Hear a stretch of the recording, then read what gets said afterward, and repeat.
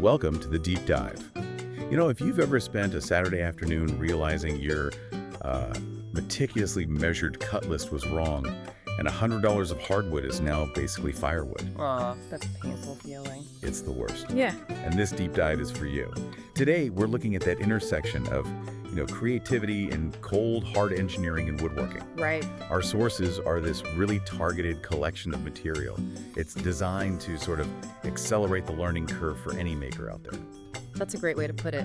The core material is very focused, very practical, a library of 150 detailed furniture drawings. 150, wow. Yeah.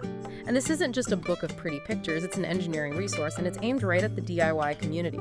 So our mission today is really to unpack how this pre-engineered framework, how it acts as a fast track to craftsmanship. Right, letting you bypass all that frustration. Exactly, the frustrating parts of design and measurement. Yeah, because we all know that journey. It starts with a great idea, a bench, a table, whatever.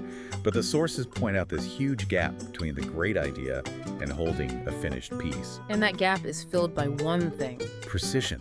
It's non-negotiable. So we're going to explore how having access to these drawings just removes that initial engineering slog and gives you the confidence, the accuracy you need to actually pull it off. Okay, let's unpack this core philosophy immediately because it dictates the entire value proposition of these resources.